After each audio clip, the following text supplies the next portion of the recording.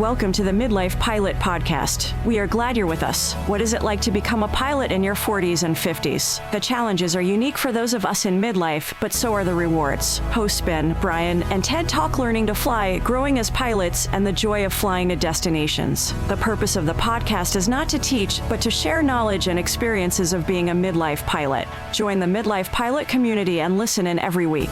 We are not CFIs or particularly intelligent, so if you want to learn how to fly, talk to anyone else other than the hosts of a podcast. Even this intro was too challenging for us, and we used a robot to do it. Okay, checklists are complete. Let's get the show started.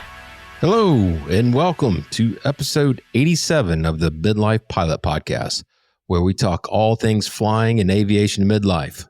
My name is Ben. I am a commercial certificated pilot here in the Atlanta metropolitan area, flying a Cessna 182, we like to call the Beast. However, I have not been flying it lately. More on that to come. Joining us tonight, as always, my friend in Nashville, Tennessee, which is the home of the Bachelorette Super Charlie. He flies a Cherokee 180 named Lucy, and his name is Brian. Hello, Brian. Hey, Ben. I figured Bachelorette Super Charlie is better than Disneyland for a binge drinking Charlie. I kind of like the second one. It's just Disneyland of drinking just has a certain ring to it that I like. It's got something. But I'm glad to be here and glad to see everybody, and I'm excited about the topic. Absolutely. Also joining us tonight on the West Coast, I'll go ahead and say it. I'm just going to put it out there. My favorite sport pilot in the world. He flies a Flight Design CTLS. We like to call the egg. His name's Ted. Hello, sir. Hey, it's nice to be here. I'm buttering you up because you're hooking me up with all this tech that I couldn't get on my own. So it's kind of my way of saying thank you. You gave me a compliment, but there's about 1/100th the number of sport pilots as private pilots. So I'm your favorite sport pilot. I'm also the only one you know. So, maybe that. not. Yeah. Maybe not. We broadcast live, and this is breaking news. It's going to be usually on Monday nights, thanks to my work schedule. And I apologize for anybody getting it the wrong night. But Mondays at 8 p.m. Eastern Time, the live chat is open for your questions and comments. We've got a great group in there tonight. It's primarily an audio podcast, so please subscribe using your favorite app. You can find podcast links, contact information, and become a Patreon supporter, all at midlifepilotpodcast.com. So why don't we talk about our Patreon account? We had a flurry of activity this week, which I was really happy to see. Yeah. Do one of you guys want to let the crowd know who our new Patreon members are? Yeah, Ted, you go ahead. Sure. So we had 7 people this week that joined, and want to thank them. At the Caps Available level, we've got Darren G. At the Beast Stole Kit level, we have 813 Echo November. Great name that we're talking about. Hershey Bar level, we have John C. and Pete L. At Landomatic, we have Chris L. and Matt E. So I want to thank all those new people. Yes. Huge. Thank you. Yeah. Awesome. So who's been flying? I can answer that question. I haven't, and Brian hasn't. Ted, can we live vicariously through you? I think I logged 0.6 this week, and that's the first that I've logged in a couple weeks because of Oshkosh, which was not flying for me. Yeah, I didn't know if I was going to get any in, but I got a phone call, and they said, "Hey, there's a hangar available. You've been on the wait list for 20 months." And I was sitting there thinking, "Oh, right. I forgot that I was on 2 wait lists back when I knew that I was going to purchase my plane." So I got the place that I'm at in about 4 months. And this one, I just didn't think was going to happen. It's closer. So they said it was available. I said, I'm going to go look at it first. Just, I already have a hangar. Do I want to upgrade? And I don't know, I was sitting there, and I think I was talking to you guys about it. And it's like there's advantages, there's some real disadvantages. And the more I kind of talked about it and thought about it, I'm like, nope, just need to do it. Just go. So I'm switching hangars. It's going to take me a little while to drive things across town. Once you've had a hangar, you start accumulating things. And so I'm going to move the plane last, because if I move the plane first, I have no reason to drive all the way across town to the old hangar. So yeah, it'll, and yes, I know these are quality problems. Wendell Geek had a hangar rant. Yeah. We've covered in the past, and it's a quality problem to have more than one hangar available. I totally get that. And yeah, so, so, I went out and I just did a little bit of pattern work just so that I could be in the plane, before I left. So, before I left and took all the stuff over to the place. But yeah, Wendy was asking, which airport, and it's going from Troutdale or from Hillsborough to Troutdale. So nice Portland area things. It's nice, but it's a lot closer. It's much closer. It's a big deal. Yeah, the long drive affected my flying when we were in Cartersville, and I think you should have just kept them both and rubbed it in Wendell Geek's face. I have one hangar exclusively for hanging out and one hangar for flying from. There you go. I'll tell you what you could do is you could just keep the second hangar, and obviously you have to keep some kind of plane in there, right? So just get whatever. Just pick up one of those. What do you call them? Icons? Yeah, Icon A5. Yeah, yeah. Just pick up one of those. Just throw it in there. Throw it in the second one. Yeah, they're only I think that's a brilliant idea. Yeah, why not? Yeah. So, Brian, tell me what's going on with Lucy. Well, it's funny how things go with maintenance and such. No, we are the magnetos are done. They're on the way back. It's just funny that I had it all set up to get them installed tomorrow, as a matter of fact. And so I was ready to be back in the game. And then I realized that the hurricane is delaying shipments of things coming from Florida. So, of course, it's like, well, all right. So it'd be delayed a little bit more. But things are going in the right direction. And so I'm happy about that. And this would be my longest streak of not flying since I got my certificate. It'll be about a month. And, which is not, people do worse. I guess I've done about this before when I was sort of in between planes maybe, or something. Yeah. Seems like I had one other time like this, but man, and honestly, it's 137 degrees every day. Granted, the evenings have been pretty nice. So I've been kind of just only feeling the pain of it when it's twilight outside and I'm sitting on the porch just looking, and I can kind of see sometimes if they're running opposite pattern traffic, sometimes I'll see the downwind traffic from John Toon and I just go, But it's that's a painful reminder. You gotta miss things sometimes, I suppose.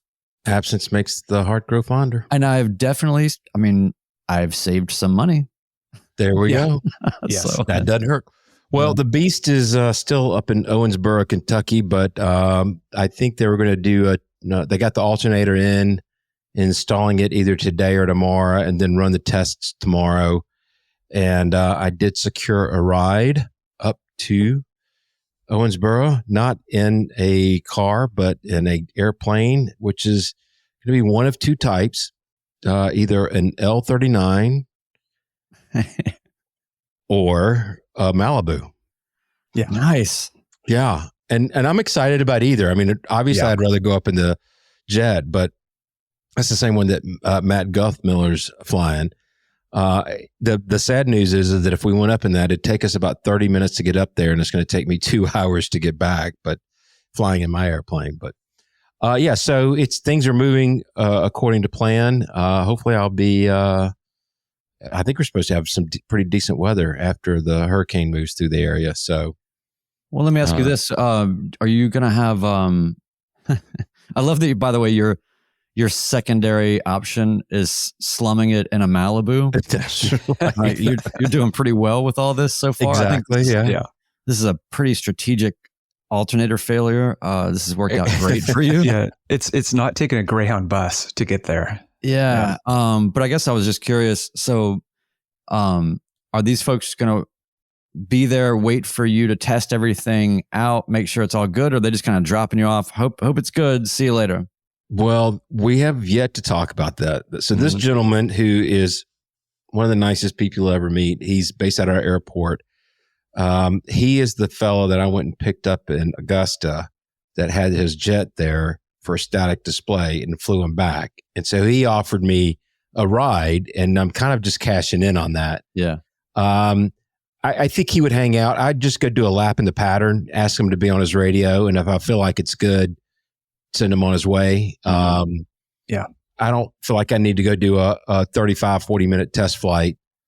I think just watching, you're going to know pretty soon whether your amp meter is charging or holding steady or discharging. Yeah. And your path will pretty much take you over me, right? Actually, more or it less. will. Yeah. So you've got a decent stop midway should things go south for you.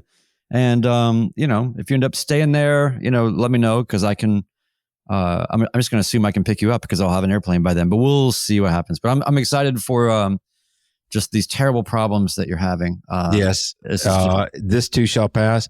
And to answer your question, One Dog Geek, yes, this is the guy that, like I say, I idolize, but I have an extreme admiration for this guy with what he's accomplished in his life.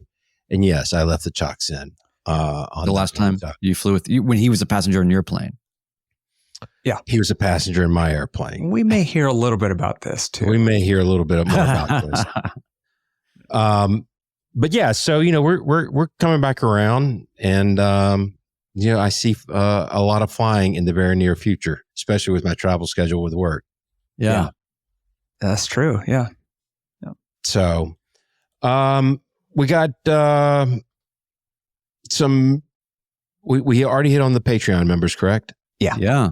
Yeah. So wanted to get into tonight's topic, and do we want to try to let our guest in to see if we can make this a go?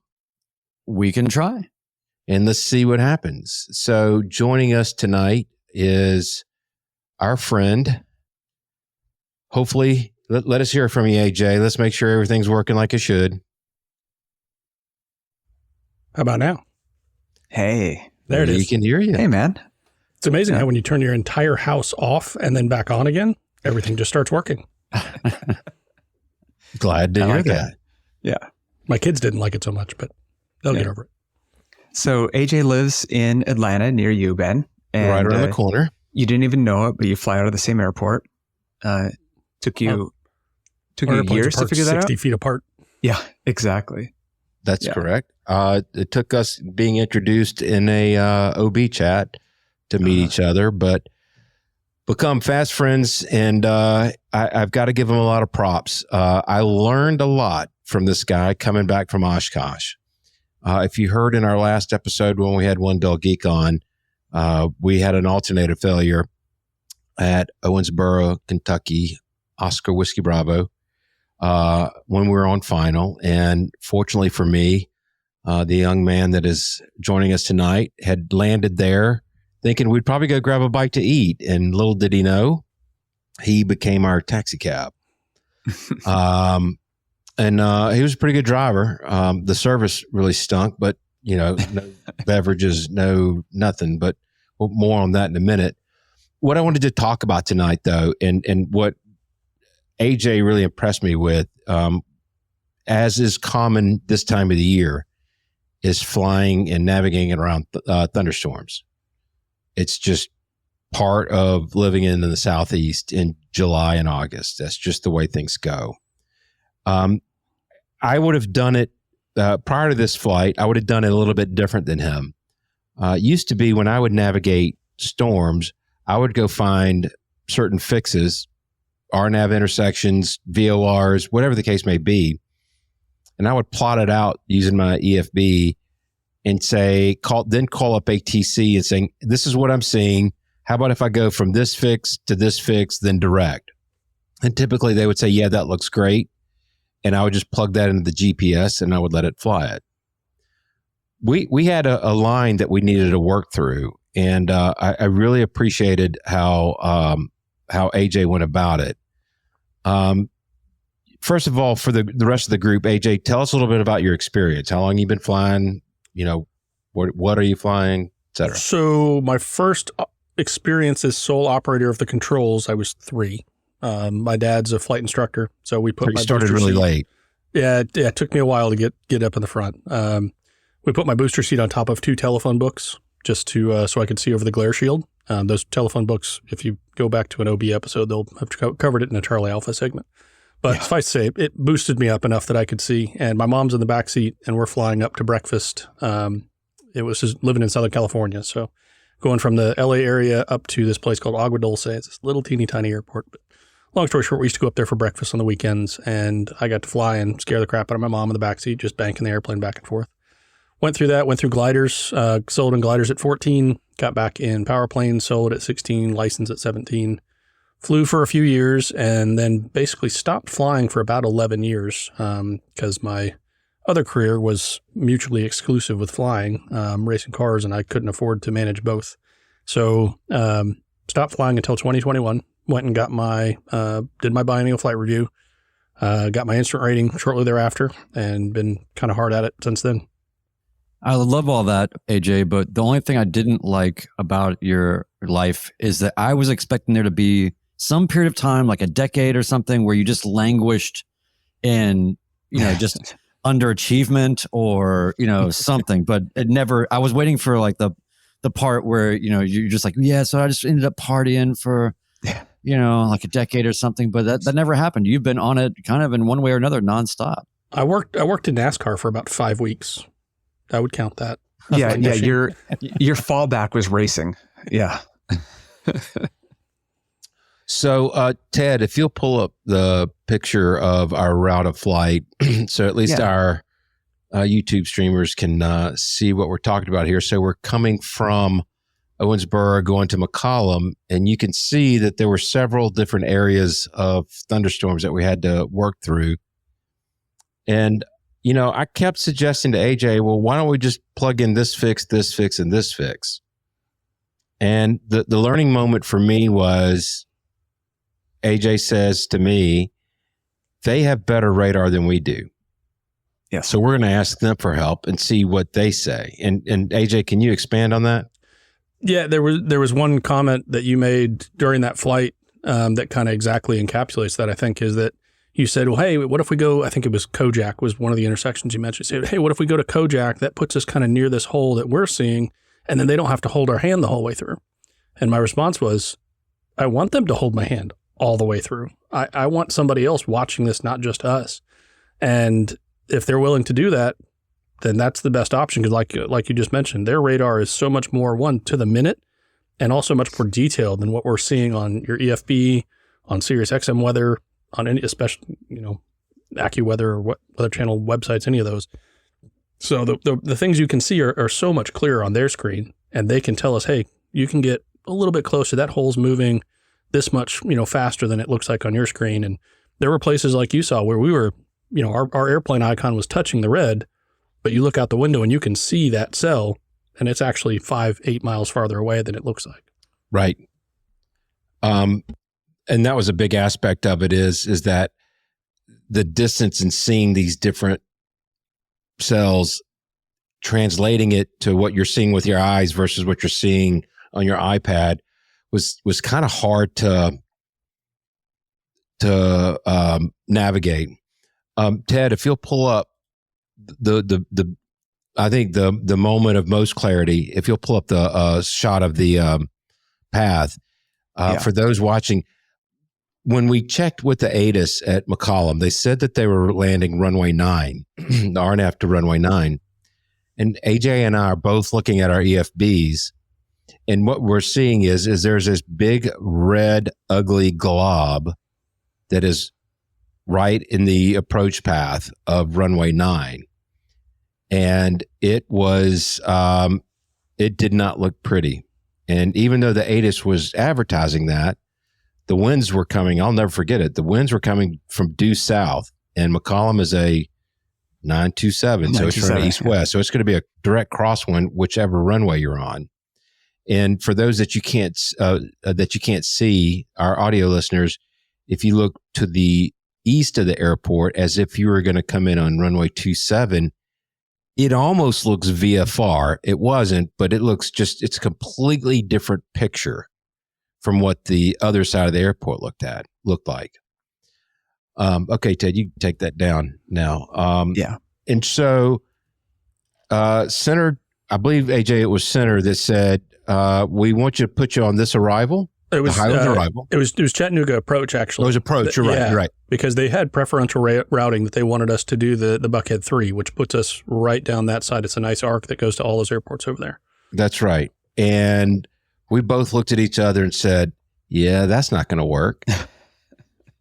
So you tell the audience what happened next. So they said, we've got preferential routing. We want you to go we want you to use the Buckhead 3, and it's okay. You can go direct Highlands, and direct Highlands. The Highlands intersection was right on the edge of that red blob that you mentioned, and the arrival from there goes directly through the center of that red blob, which puts you perfectly set up for the RNAV into 9. That's all great. I didn't want to go through the red blob. I've flown through red in much bigger airplanes than a 182, and it's still really not fun. So basically, I just told him, I said, hey, I really would rather not do that. Here's my alternate idea. This is what I want to do. I want to go across. I want to go eastwards over the north side of the airport, loop around, and do the ILS-27. And the guy was kind of hesitant. He was, go ahead. I was going to say, clear, all right. That was the center controller. And that was the Chattanooga approach. That was Chattanooga approach.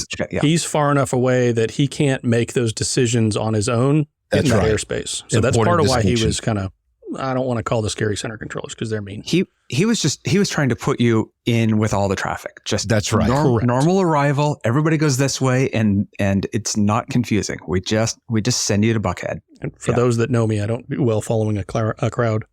No. Ted, why don't you go ahead and play the first audio clip?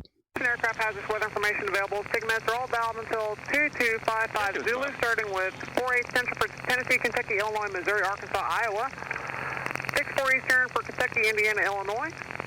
63 Eastern, Virginia, North Carolina, West Virginia, South Carolina, Ohio, Tennessee, Kentucky, Indiana. And last is 60 Eastern for North, South Carolina, Florida, and Georgia, Tennessee, Alabama, Mississippi. All those available on flight service for every state the U.S. is on. Yes. It is like that, isn't it? It's just sort of like, okay, I get it. It's everywhere. If you live in a state, you may have weather. Yes. That was what that was like. And then, so getting back to what AJ was telling them, that's not going to work for us. And did we pull in the clip for the best plan? Yeah, I got that. That's the one we need now. So AJ was trying to explain the route given the weather that even the controllers were seeing, but they were trying to send you on Buckhead, right? He said this isn't going to work, right, AJ? Yeah. And then he told them, and then so we're going to go east, stay north of the airport, and come in and do the ILS-27. Zero Foxtrot Charlie, it looks like your plan is the best one according to center. Yeah. Now, again, to defend the Chattanooga approach, they don't have the weather. They can't see what the weather is down here. They're just giving, they're just following their letter of agreement probably and put everybody on this arrival. So, well, and because of how big the storms were, you couldn't wait to negotiate that with Atlanta. Is that right? Trying to plan that far ahead with how fast those storms can move, you kind of got to do it by the minute and look where, kind of guess where this hole's going to be and when I'm going to get there, and then still continue modifying that plan. That's why towards the end of that rest of that audio clip, he says, we'll work out further deviations as you get close, but we like the bones of your plan. So was that validating? Absolutely. It's kind of one of those situations where you're like, I mean, I'm really glad that worked out because I wasn't going to do your plan no matter what you said. Right. I try not to say just no. I try to say, hey, no, but I am willing to do this. And if they'll give me that, okay, cool. Then, everybody's happy. And if they won't, then now I have to come up with plan C. And that's the critical point I want everybody listening to this podcast to take away. if you can say no, but, and come up with an alternate plan, I have to believe, and I've talked to controllers enough, they appreciate that. You're not making their job any harder. You're just coming up with a different plan, and you're going to save them some headaches as well. So the main reason why I wanted you to join us tonight is it's okay to go out there and advocate for yourself, to say no to things and to push back and say, no, that's not going to work. It's like every controller I've ever talked to, and they say it on that other podcast all the time, is they're not in the airplane. They can't see what you're actually seeing. They can only go by what you tell them and what they can see on their scope, which is, again, their weather is better than ours, but they don't get that visual reference for what does that cloud actually look like, or where does that IMC actually start? Where's to the foot, where's the top of that cloud or the bottom of that cloud? Yeah. Speaking about this from the point of view of agency and being PIC, I do think it's actually important to draw a little bit of a separation between this sort of more nuanced ownership of the communication and your planning versus a situation where, aviate, navigate, communicate, like where it might be, while usually, yes, there's sort of the opportunity to say no, but how about this, or I'd prefer this. I just want to make sure that we don't lose sight of the fact or get this convoluted that unable is and radio silence is probably going to be fine if you are in a real situation. You fly the plane. Absolutely. We're not suggesting that you can just go and start throwing out unables whenever you Right. want. Exactly. Yeah. Yeah. You have to explain your unables. Yeah. Yes. Yeah. Unable, but yeah, I just wanted to just draw. There's just a little bit of a distinction between running into a problem. If it's such a problem that you just need to fly the plane and that's the most important thing, then just do that and don't feel like you have to have this caveat of a but, right? Although that's what this whole podcast episode is about. I just wanted to draw that out.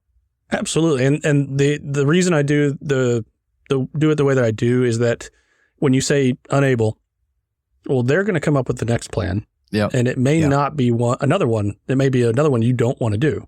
Yeah. So you may have to say unable 2, 3, 4 times. And then they're going to go, eventually they're going to get tired and go, okay, say your intentions, which is their version of you tell me what you want to do and we'll see if we can do it. So why not shortcut that? Yeah. Yeah.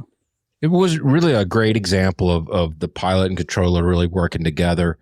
It's a common occurrence at this time of year. And we've talked about trying to work your way around storms, internally. You and I, Brian, we've done some. One Dog Geek and I have talked about it a little bit. And it's just, this time of the year, controllers know 90% of the words they're going to say is 15 degrees left to right, deviations approved.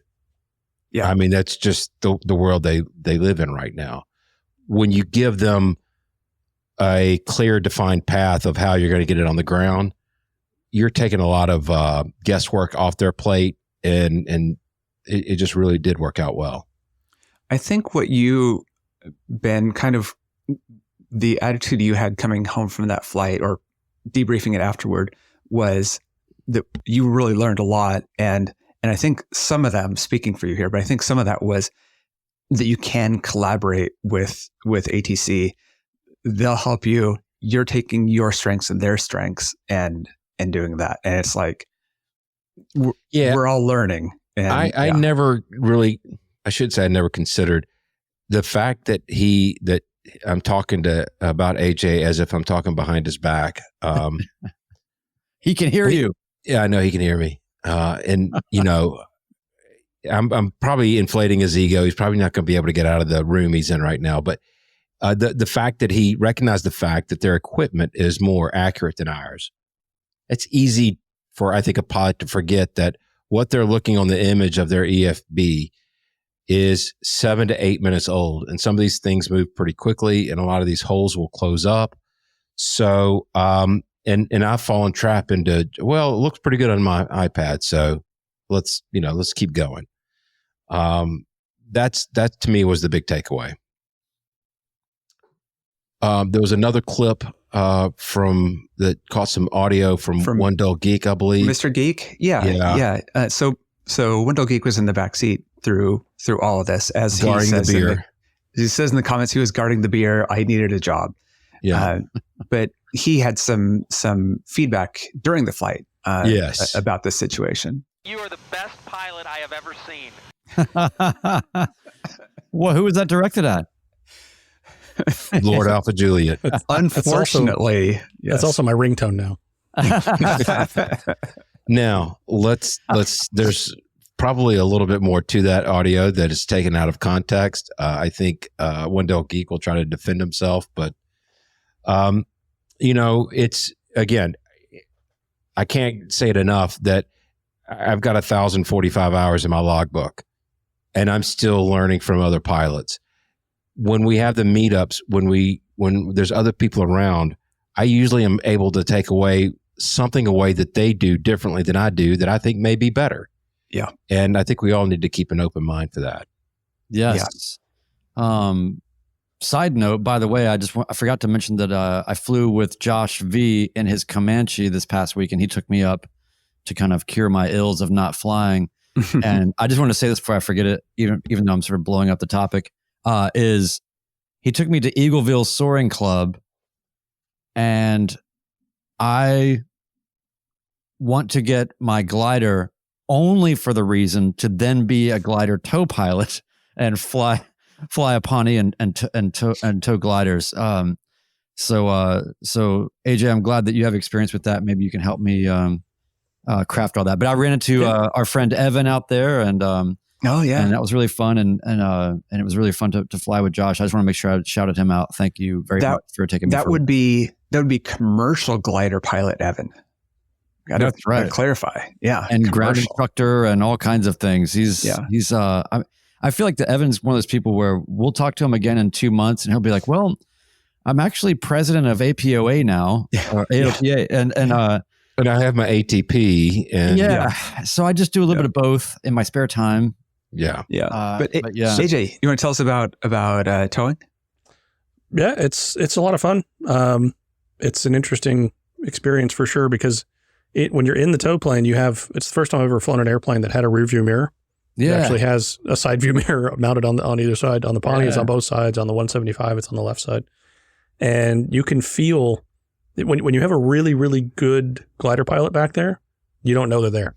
It's just the airplane feels like it's just not climbing quite the way you would expect it to. That's it. Mm-hmm. When you get a student back there and it's their second or third time, you're flying along, all of a sudden the airplane just slows way down and then it speeds way up and you're like, what's happening? And you haven't changed a thing. The attitude of the airplane really doesn't change much. It just feels like somebody just reached out and grabbed the back of your airplane and said, no, slow down a little bit. It's a strange, I talked to AG about it and he said it's very similar to what it sounds like what's doing a sling load is. When that load starts swinging one way and it's doing things to the airplane, you're like, I didn't tell you to do that. Why are we going this way now?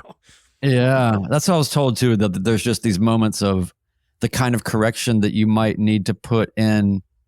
It seems insane if you're just considering yourself on an island and what you're doing with the airplane, but the forces that are acting upon you, whether by student pilot or wind or both or whatever, can make things pretty interesting. But I think my favorite part about it was realizing that the Pawnee checkout is you go fly it. Mm-hmm. Here's where the airspeed is. Here's the throttle. Here's how you turn it on. Okay. Good luck. See you in a bit. That was so exciting to me on its own. I just thought, yes, I've got my tail wheel, so I can totally do that. And I really think that I would enjoy that. Josh had done it definitely a lot, and I said, well, what, what's the not great thing about it? He just basically was talking about how hot it is and you're just baking out there. Depending on the club, most clubs are always looking for more tow pilots. Yeah. So the other kind of downside is it's hot, like you said, but you're also going to be in that airplane until someone comes to relieve you. And everyone else knows how hot it is. So right. That help may be slightly, they're not running to come help. I didn't think about what, where the needs are. I figured because there's only one tow pilot and there's a bunch of glider pilots, that would be an easy one. So Well, that's yeah. I did 13 landings in about an hour and 20 minutes, I think. Yeah. And that was not a very fast day. And how high were you towing them to? Depending on the tow, some of them were pattern tow, so 1,000 feet off, AGL, and some of them were a little bit higher, 2,000, 2,500 AGL if they're trying to go stay up longer, get them a little higher, give more chance to get lift. And how much tail wheel experience did you have going in? I only tow right now on the 175. I've got about 10 hours of tail wheel, so I'm actually still working on getting in the Pawnee. Our club requires a minimum of about 30 hours of tail wheel before I can get checked out in the Pawnee. So I'm working on building just a couple more hours to get in that. Checked out meaning send it. Correct. Checked out meaning, yeah, fine, here's the keys. Good luck. Yeah. Right. Well, it's single seater, right? So Correct. It's a lot. Yeah. There's a lot less, oversight, I guess. Well, speaking of oversight, that's really what the challenge is, I think, with the Pawnee is the sight picture is bizarre because there's a lot of nose and then you're sitting up so high. So there's just a weirdness that your eye line is pretty high off the ground in the Pawnee. It's you're 7 or 8 feet off the ground or so. But I'll tell you, the gear looks like it would handle just fine the first 10 or 15 landings that I would do in that plane. Yeah. That's why they build that gear that way, because I know what the checkouts are like. Yeah. Are those turbine? A regular Pawnee has a IO540 in it. Okay. Or O540 rather. So they're 210. I think there's a 210. There's a 235. I think there's one that's even a little bit higher horsepower than that. Okay. But not constant speed, fixed pitch prop. So they're incredibly simple airplanes. Everything I've heard, they're incredibly easy to fly. Yeah. Yeah. I heard the same thing. Just very docile and yeah. Well, cool. There is one more thing we need to address with our guest. Yeah. Yes. And we alluded to it earlier. He had bestowed the title of Chocks McGee to me. And Ted, would you go ahead and play that last clip? Gladly. Chocks. Said one job. You didn't ask me to do that. I hate it when they put chocks on the nose wheel. You didn't ask me to do that. We're even. You and I are Mishpucha now. You know what Mishpucha is? You do? We're the Chocks brothers. Yeah. And it's hard to get that audio because it's coming off of the panel in the plane. So but yeah, it was so great that you're getting in the plane and the first thing is the Chocks on the front wheel. Immediately, he immediately said, "You had one job." And I had, You have all the experience with Chocks, right? You're supposed to be my mentor pilot. You're supposed to be helping me. What? See? Yeah, but he doesn't have any other way to give you Yiddish lessons. Yeah, exactly. There's many layers to this. Yes. That's too bad you don't have the ogre onion clip. That would be a good one.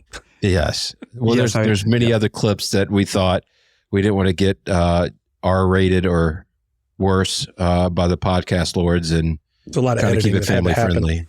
Yes, but as a PSA, I will put the extended. You had the best plan with the conversation about that. I'll put that on Patreon behind the little paywall of that, and it's an entertaining clip. We won't put it on the pod, but it's good. I think I think there's probably about 4 T-shirt concepts in this conversation. Yes. I think we could probably work something out there. I really do want to give you kudos on a job well done. Thanks for teaching an old fart like me.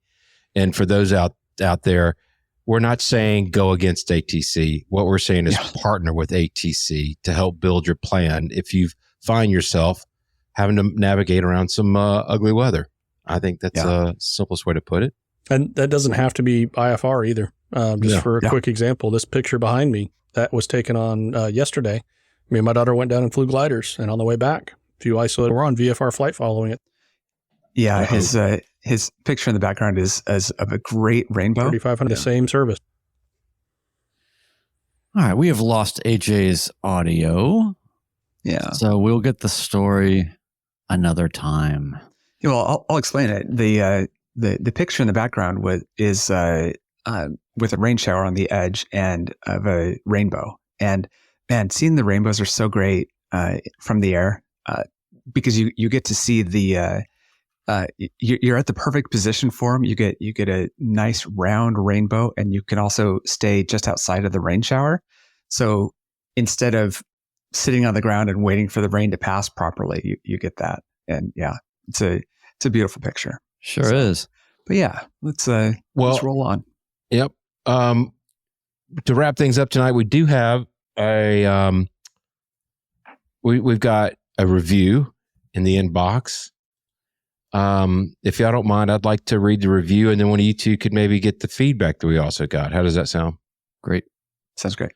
This is from KB5422, student sport pilot. Was looking for an aviation podcast, and this is the one I've found. Only one. So far. This is the only one that I've found I like so far. Guys have good personalities. Guys have good personality. Theirs and good mix of information and social interactions. Thanks, guys. I enjoy the show. 5 stars. So thank you for that. The title of this was Student Sport Pilot. So got to shout it out here, fellow sport pilot here.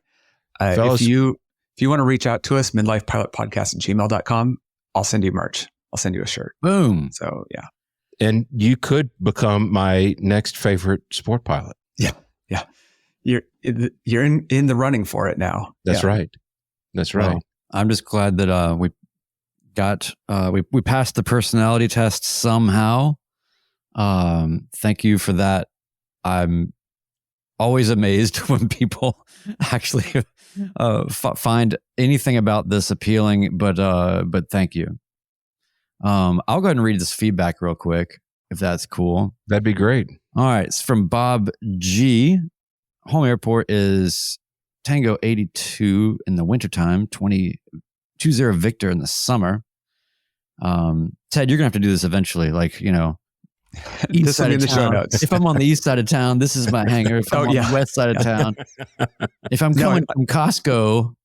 What I thought you were going to say is whenever we mention a new airport, I usually put them in the show notes. So Tango 82 and 20 Victor, those will be in the show notes for where they are. Well, I'm glad we added that to our little form on the website that people can go and fill out at the website, because we are sure then to get that information, which I love being able to see where people are coming from. So the message, pretty short, pretty simple, but he says, although getting my PPL at 70, although getting my PPL at 70, so probably no longer midlife now at 73, with 335 hours in my 182 turbo named Alice. I found your recent discussion about concerns if I'm not flying every week reassuring that I'm not alone. Just one example why I'm a devoted listener. Thanks for all y'all do. 2 things there. Yeah. Number one, he uses the word y'all. All y'all. All y'all, just plural for y'all. That's right. Yep. And then he flies a 182. I mean, what could be possibly wrong with that? he calls that a T182T. So obviously it's a turbo. Is T just the year of it? Correct. Okay.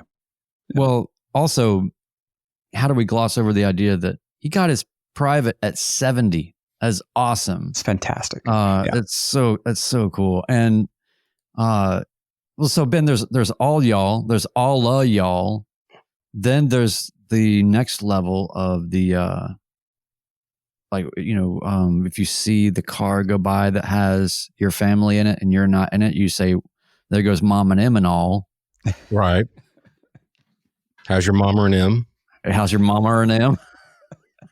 Yes, there's multiple versions, but he used it in an appropriate manner, and so Is this like the urban legend about Eskimos have 27 words for snow? You've got 27 versions of y'all. In Atlanta, we have 27 versions of Peachtree Street. I mean, it goes on and on and on. Love it. Absolutely. Thanks for the feedback, everybody. Yeah, we do appreciate it. And let's not overlook that midlife is whatever age you are. It's all good. I think a lot of it is we're all learning at a different age than is normal, and whatever that is, it's all good. So AJ started at 3, and somehow he was able to midlife together. Yeah. He's a little bit beyond midlife at this point in time. If he started at 3, mathematically speaking. AJ, is your mic working yet? Yeah. Are you? If you said something, AJ, would we be able to hear it? Yeah. Well, speak up. We're asking you to talk. We're just giving it one more shot. Oh, he's talking. We're muted. How about now? There it is. Yeah. Yeah. Yeah. There There's you like go. 3 mute buttons on this screen. Yes. But yeah, I think it's back. I don't know what changed. Flying through precarious weather and dealing with complexities with ATC and weather. AJ is batting 1,000. Mute buttons, forget about it. Very good. Yeah, thank you so much, AJ. We really appreciate you coming on. Very glad to be here. Enjoyed it. Yeah. Thanks, Chocks. Yeah, you're welcome, Chocks. Are there any other questions that people want to throw in? Do we do anything that we're missing from the group? One thing while we're waiting on those questions, Ben, idea for the T-shirt, midlife pilot on the front, Chocks out, question mark on the back. I think we're there. I did want to ask Brian, will the next purchase of an airplane after you hit the lottery, will that be the Comanche? Did you just fall in love with it? Oh, wow. So that was definitely an experience. I loved it. I will say that it was I think it's probably the most beautiful design to me, it's just like the ultimate design of an airplane. I just think it's such a pretty plane. But part of what makes it look so great is how it has sort of a high dash and sort of a low, like it's almost like a jet in the way that it's kind of got a slim glare shield or whatever. But when you're in it, it feels a little, like, I don't know, like a 172. Well, with a higher dash. I feel like I can see better out of a 172. I feel like the visibility felt pretty limited in the Comanche, but even better. That way you don't have that much, like that way you don't see the traffic that's making you nervous, right? Like you just do your thing and it's up to them to adapt. So no, I really enjoyed it though. It was so smooth and it just flew so well. And I don't know, it was just it was a great plane. And we, he can take that thing anywhere. We dropped it into a 2,000 foot little, kind of grass strip or whatever. And it was fine, Now, AJ and Josh both were in the, whatever it's called, the Comanche group. Comanche Town. Comanche Town. Oh, yeah. AJ, even though he was in a high wing, was in Comanche Town. I actually have a sign for the 182 that when we go to Oshkosh or go to Sun and Fun, if there's a space open, I'll pull the 182 up next to them and I put a sign in front of it that says I identify as a Comanche. That's so good. Awesome I really loved it. So yeah, that was amazing. Thank you for asking, and thanks again, Josh, for giving me that experience. Right now, the experience I want more than anything is just whatever the peanut butter and jelly sandwich is of aviation. Just my Cherokee 180. Just put me in an airplane where you push the lever and then you fly. Like that's all I need right now. I just want to get back in my plane, and that's really it, man. That's really it. But it was really cool to have some different experiences. I don't know why I'm so compelled towards Pawnees, but I just thought this is such a that's a tail wheel version of exactly what you're talking about. Yeah, turn it on, push the throttle in, you're flying. Yeah, something so beautiful and simple about it. And the Pawnees just look so weird, it's just cool. And the Pawnee is slightly more aerobatic than your Cherokee. Yeah, yeah. So built to take it. Yeah, I'll take it. All right. Well, that should about do it. Anybody else have anything they want to bring up for the good of the order? The only other thing I would like to mention is what we said we were not going to mention, which is we just can't go. Okay, our good friend CFI Nathan Ballard, CFII Nathan Ballard, CFIII. Is there? I don't know how many I's. He's got a lot of CFII. He's basically like a word scramble of aviation accomplishment. Yes. And dear friend of the show, he was kind enough to recommend our Patreon from his Patreon. So it may not be fully fleshed out yet. I'm not sure if it's released it yet, but I want everybody to be ready to show some support for Nathan, because if you're not following his YouTube channel, it's some of the best instructor content that is digestible and watchable and very well produced. In his case, he would admit painstakingly produced, but it's so worth it. He makes great videos, and honestly, I can't even wrap my head around being an instructor of any kind and making aviation content and then trying to figure out what hasn't been said or what hasn't been talked about. And he does it. And that's what, and he not only does he talk about it, he shows it, so kudos to our friend Nathan Ballard. Yeah. So yeah, we'll link his new Patreon in the show notes. And but I'm sure you can just go to Patreon and search for Nathan Ballard and find it. So yeah. Very good. And before we go, also, AJ, what's next on your flying agenda? Go do some more flying, build some more hours. Really, really trying to get the tailwheel stuff knocked out inexpensively. That's the real trick. And getting ready to start going through commercial stuff and just get that knocked out. I've got all the book knowledge down. I've done all the ground school and everything like that. I've got all the maneuvers and all the flights accomplished. I just got to sit down, put it all together, refresh all of it, and schedule a check ride. So awesome. Yeah. Nice. Well, since you're AJ, I'm sure you know everybody. 17 DPEs that owe you a favor. So I know a guy and a girl, actually. Yeah. There is actually a DPE in South Carolina that owes me a favor. So we'll see how that goes. Yeah.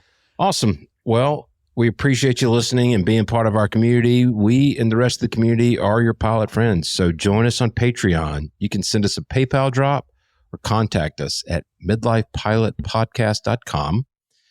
Join us next week for episode 88. I believe we're finally going to talk about the heat because that's all Brian has been talking about me personally, is how hot it is in Nashville.